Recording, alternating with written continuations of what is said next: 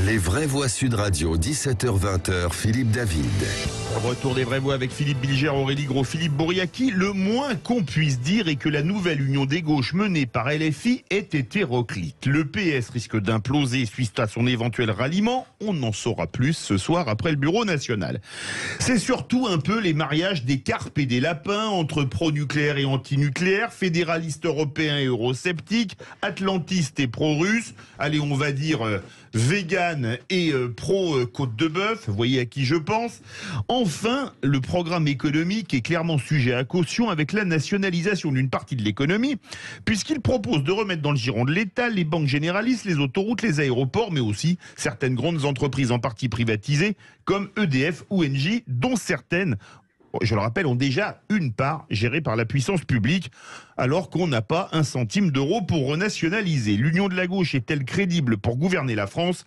Et vous êtes 54,2% à dire non avec nous. Bruno Cotresse, politologue, chercheur au CNRS et au CEVIPOF. Bruno Cotresse, bonsoir. Bonsoir. Est-ce qu'un attelage aussi hétéroclite peut gouverner un pays en pleine crise politique, économique, sociale et identitaire? Ce qui est certain, c'est que cet accord, pour le moment, n'est pas un accord de gouvernement avec un programme détaillé, avec des mesures qui permettent effectivement de penser qu'ils sont prêts, qu'ils sont dans les starting blocks pour gouverner demain matin. C'est beaucoup plus un accord électoral qui vise à initier quelque chose de nouveau. Alors si jamais ça marche, c'est-à-dire si chacun des partenaires de cet accord retrouve autant, voire plus de députés qu'il n'en avait avant cet accord, alors à ce moment-là, ça peut être le vrai départ d'une nouvelle histoire et à charge de ces différents partenaires de nous expliquer est-ce que c'est finançable, est-ce que c'est cohérent, est-ce que ça peut être mis en pratique immédiatement. Et on voit que globalement, le logiciel est dominé par le programme de la France Insoumise. Philippe Bilger. Je rejoins totalement Bruno, dont j'ai le plaisir assez régulièrement d'entendre l'argumentation sur Sud Radio et ailleurs d'ailleurs. Évidemment, ces alliances contraintes n'auraient pas eu lieu si Jean-Luc Mélenchon et la France Insoumise n'avaient pas dominé par le score qu'ils ont fait à la présidentielle. Mais au fond, est-ce qu'il ne peut pas y avoir une alternative? La plus probable, c'est que tout cela, à cause du caractère hétéroclite de l'alliance, comme l'a très bien dit Philippe, ne dure pas trop longtemps. Mais est-ce qu'il ne pourrait pas y avoir une seconde branche, Bruno, peut-être guère plausible, mais après tout, tout est possible en politique, qui montre que finalement, en se connaissant mieux, en dépit de leurs antagonismes et de leurs différences, cette union des gauches, eh bien, pourrait fonctionner de manière très pragmatique et représenter un futur qui ne serait pas aussi catastrophique qu'on peut le penser aujourd'hui. Bruno Cotresse. C'est normalement ce qui doit se passer, ou en tout cas c'est ce qui peut se passer dès qu'on a des fusions, dès qu'on a ça se passe dans la vie de l'entreprise également, dans la vie professionnelle, dès qu'on a des services qui fusionnent et qui peuvent dire au départ, ben non, chacun va rester avec son identité, chacun va rester avec son logo, chacun va rester avec son budget. On s'aperçoit très souvent qu'au bout de quelques années, 2-3 ans, ça crée quelque chose en soi-même, ça crée quelque chose de nouveau. Peut-être que à la limite, peut-être que dans 3-4 ans, si cet accord continue à fonctionner, on aura une France insoumise qui aura aussi appris de ses partenaires. C'est pas seulement un sens unique, des socialistes, des écologistes qui vont dire bah, finalement on pensait que sur tel et tel point on était en désaccord profond et puis on réalise que c'est moins important comme désaccord. Peut-être aussi que les insoumis, ça jouera en sens inverse. Et donc effectivement, je partage le point de vue de Philippe qui est effectivement, normalement, ça crée un effet d'apprentissage, chacun apprend de l'autre. Alors après, il y a des points quand même qui sont des points très importants de différenciation. On en a cité quelques-uns tout à l'heure. Philippe les rappelé. Hein, évidemment, si c'était simplement le vegan par rapport à la côte de bœuf, ça irait. Moi, je choisis mon camp, c'est le deuxième. Hein, c'est la côte de bœuf. Voilà. Je ne sais pas vous, voilà. Bruno. Je m'en doutais, quelque chose me disait un peu. Mais il y a la question des nationalisations, effectivement. Il y a la question aussi de l'Europe, qui est quand même, me semble-t-il, la pierre d'achoppement principale de cet accord, avec des visions quand même très différenciées de ce point de vue-là, malgré toutes les circonvolutions du texte de l'accord entre les socialistes et les insoumis. On voit quand même qu'il y a quand même une différenciation qui est très très forte sur la question européenne. Aurélie Gros.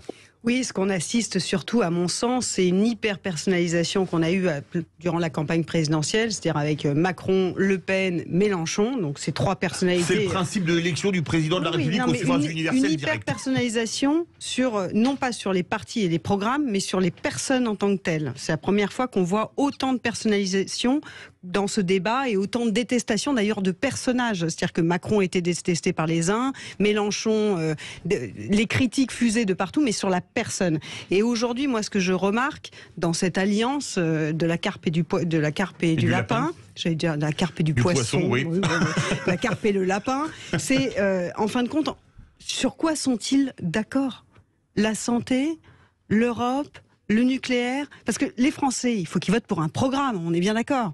Or là, on a l'impression que c'est plutôt des arrangements de postes électoraux pour garder un certain nombre de députés au vu des scores au présidentiel.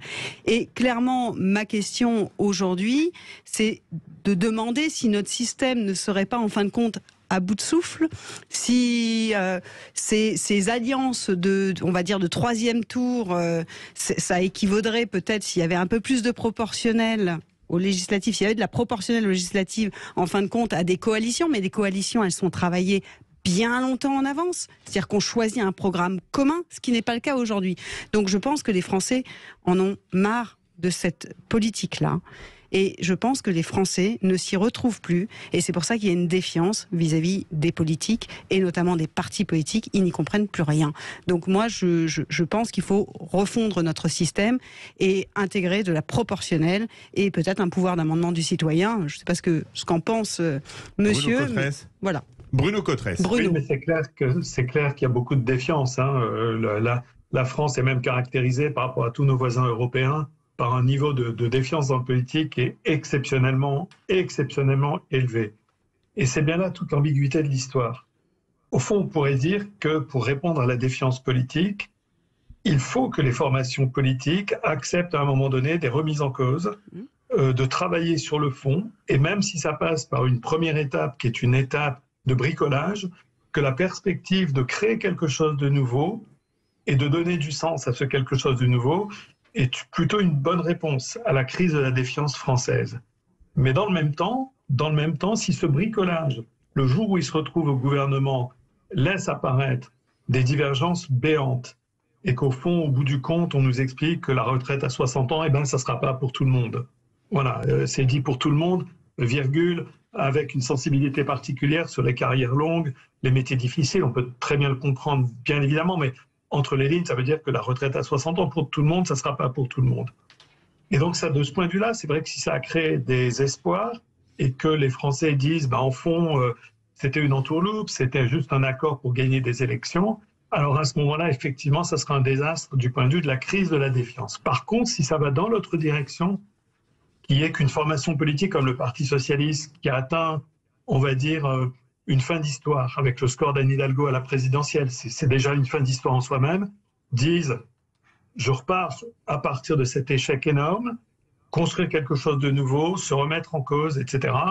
Peut-être que là, ça peut répondre à une partie des aspirations des Français qui s'identifient avec la gauche, et à ce moment-là, c'est une réponse de fond à la crise de défiance. Le vrai problème, c'est la capacité à mettre tout ça en œuvre le jour où on se retrouve aux responsabilités. Philippe Bouriaki. Écoute, on a parlé de la carpe et du lapin. Moi, je parlerais de la vipère et du chacal. Sincèrement, il y a 3 semaines, ils se détestaient. Moi, j'étais au cœur du réacteur, donc je l'ai vu. Ils s'insultaient. Sur les tweets, sur les réseaux sociaux, les militants, ils se battaient entre eux. Enfin, il y a une haine de dingue. Là, on parle d'instinct de survie parce que Jean-Luc Mélenchon et les Insoumis, et j'ai des potes, moi, qui sont insoumis, que je vais soutenir, pas parce qu'ils sont insoumis, parce que c'est mes potes et je sais que c'est des gens bien, mais ils ont un melon pas possible, les autres sont en train de jouer leur survie, et on voit bien que le PS a fait une bourde incroyable. Ils ont commencé à parler des postes avant de parler du programme. On y va pourquoi? On y va pour la gamelle ou on y va pour les convictions? Si on y va pour les convictions, il y a des choses qui sont impossibles, irréconciliables. On parle de l'Europe, effectivement. L'Europe, on n'a pas du tout la même vision. Julien Bayou, il a obtenu sa circonscription. Léa Balage, elle a obtenu sa circonscription pour Péco Gilet Vert. Et puis le reste, ça va, quoi. Tu vois, si on a un groupe de 5, maintenant, faut garder les pieds sur terre. Faire une recomposition avec des gens qui veulent être hégémoniques, c'est juste pas possible. Et puis Mélenchon va finir le boulot qu'a commencé Macron il y a 5 ans.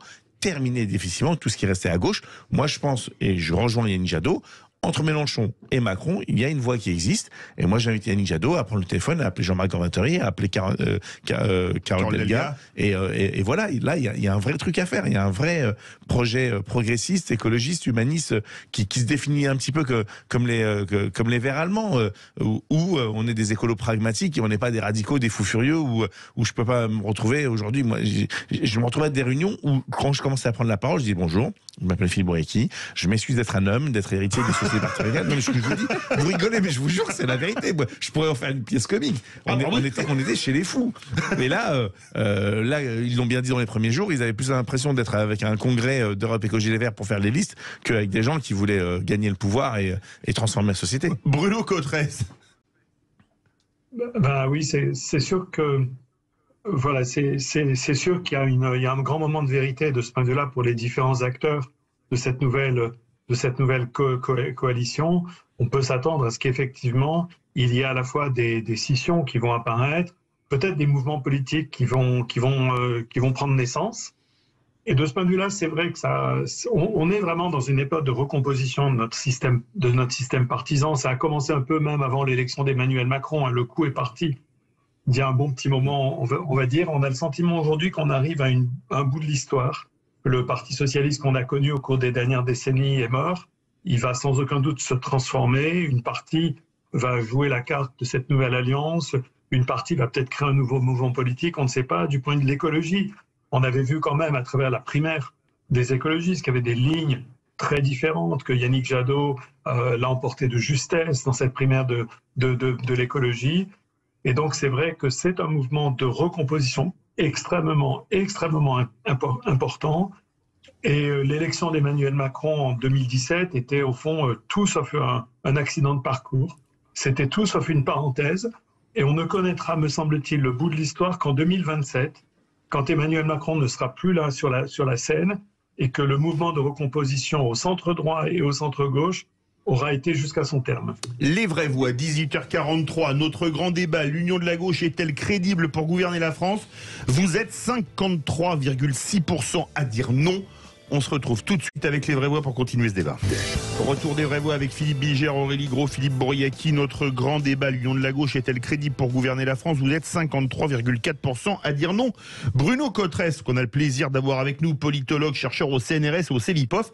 Philippe Bouriaki a soulevé, j'allais dire un lièvre, comme on parlait du mariage de la carpe et du lapin. Il dit, il y a un espace entre LFI et la REM. Première question, est-ce que c'est vrai? Et est-ce qu'il y a un espace entre le RN et la REM de l'autre côté? Alors cet espace, pour le moment, si on en juge les résultats de l'élection présidentielle, il est tout petit. Hein. Là, c'est un chat d'aiguille. Hein. Voilà, très petit. Après que idéologiquement, cet espace existe, oui, ça fait pas l'ombre d'un doute. Idéologiquement, un espace à droite qui serait occupé par une formation de centre droit, c'est-à-dire qu'au fond, qui adhère à l'idée d'une économie compétitive, avec une réduction des taxes, avec un État qui intervient moins, avec moins de fonctionnaires, etc., et qui en même temps serait sur les valeurs un peu, on va dire, un peu traditionnelles. Oui, l'espace existe, et c'est bien d'ailleurs le but d'un acteur comme Édouard Philippe, de faire exister cet espace. Quand on regarde les 10 propositions qu'il met en avant dans son mouvement Horizon, ces 10 propositions qui sont à la fois bien Macron-compatibles, ça ne fait pas l'ombre d'un doute, mais qui sont aussi avec des marqueurs de la droite. Édouard Philippe dit il faut éliminer l'histoire de l'argent magique. Donc on voit qu'il y a un espace idéologique. Après, est-ce que cet espace peut exister dans une compétition électorale aujourd'hui en l'état? On voit qu'il est très restreint. À gauche, c'est la même chose. C'est la même chose. Si vous prenez le programme d'Anne Hidalgo, à la présidentielle, la combinaison de la justice sociale, de la démocratie, de l'écologie, on voit que ce sont des sujets de préoccupation majeure, et tout ça existe aussi au plan idéologique. Par contre, il y a un véritable problème. Tant que vous avez un acteur central qui occupe une partie très importante, ça pousse les alternatives vers les extrêmes. Et donc, de ce point de vue-là, c'est pour ça que je disais tout à l'heure qu'on ne saura la fin de l'histoire qu'en 2027, lorsque le facteur d'impact Emmanuel Macron ne sera plus là. et que d'une certaine manière, sans aucun doute à ce moment-là, se réouvriront des possibilités pour des alternatives de centre-gauche et de centre-droit. Mais pour le moment, avec un centre très important et un pôle centriste central très important, mécaniquement, ça pousse un peu les alternatives aux extrêmes. Philippe Bilger. Justement, Bruno Cotresse, vous faites allusion à ce qui avait attiré mon attention dans votre avant-dernière intervention, c'est-à-dire le fait qu'il fallait donc attendre 2027 pour savoir, d'une certaine manière, ce qui restera de ce double quinquennat. Est-ce à dire que vous considérez que Emmanuel Macron, par sa personnalité, n'appartient pas, et avec son projet, aux familles politiques françaises traditionnelles, qu'il a inventé une sorte de politique peut-être de dépassement réel, ou est-ce que vous le voyez tout de même jusqu'en 2027 dans un cadre relativement classique, ou alors pensez-vous qu'en 2027 on reprendra le cours de nos politiques traditionnelles avec les clivages classiques auxquels on est habitué, avec une gauche, une droite, un centre, et qu'on se retrouvera dans un paysage plus familier? Bruno Cotresse. C'est un peu tout ça à la fois. C'est incontestable qu'Emmanuel Macron a sur son équation personnelle, il est arrivé à créer quelque chose qui n'existait pas avant lui. Au fond, la seule comparaison historique qu'on pourrait essayer de trouver, c'est vis-à-vis de Valéry Giscard d'Estaing, centriste, libéral, européen, dans un contexte totalement différent, mais avec le même rêve de 2 Français sur 3 réunis dans une sorte de bloc central. Donc de ce point de vue-là, Emmanuel Macron est un peu l'héritier de ça. Il a une vision entièrement axée sur la question de l'efficacité. Au tout début de son premier mandat, il disait ce qui est juste et efficace, ce qui est efficace et juste. Donc c'est la question de l'efficacité dans l'action. Édouard Philippe, dans tout début de ses fonctions de Premier ministre, ne cessait d'employer l'expression « réparer la France ». Voilà, des réparateurs qui cherchent des solutions efficaces, qui soient en même temps des solutions justes. C'est un logiciel assez original quand même. Il repose beaucoup sur l'équation personnelle d'Emmanuel Macron. Donc je le vois, moi, plutôt continuer dans cette veine jusqu'en 2027, avec des coups de barre au centre-gauche et au centre-droit régulièrement. Et donc je pense qu'effectivement, en 2027, les formations politiques centristes, de centre-gauche et de centre-droit ont 5 ans pour travailler, pour lire des livres, pour imaginer des solutions, pour nous proposer des mots-clés, des concepts, des outils. Ils ont 5 ans pour le faire. Ça n'a pas été beaucoup fait dans les 5 ans du premier mandat d'Emmanuel Macron, c'est le moins qu'on puisse dire.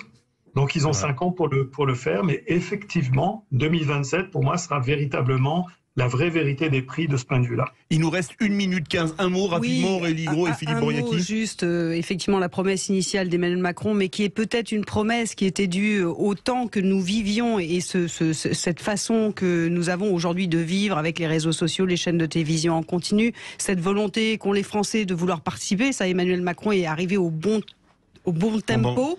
Effectivement, il a mis à bas tous les partis politiques et aujourd'hui, on est dans une refonte des partis politiques. Moi, je pensais plutôt au bipartisme ou tripartisme et pas plus. Mais il y a plein de petits partis qui se montent, Horizon, alors petits, gros, moyens, d'autres qui veulent peut-être en monter en parallèle. Pourquoi pas, il y a des espaces. Mais je crois que ces espaces-là ne pourront se faire que s'il y a une refonte de nos institutions. Également, l'un ne peut pas aller sans l'autre. Les Français sont perdus. En plus, avec ces élections où chacun se tape dessus et le lendemain se fait la bise, ils ne comprennent plus rien. Avant, il y avait le Covid, donc ils se faisaient pas la bise. Maintenant, ils se font la bise. Bon, on n'a plus le temps, mon cher Bruno Cotresse, mais nous, c'est toujours un plaisir de vous avoir et on vous fait la bise. Ça vous va comme conclusion? C'est réciproque. Merci beaucoup. Verdict sur Twitter. Le grand débat, l'union de la gauche est-elle crédible pour gouverner la France? Vous êtes 52,6% à dire non.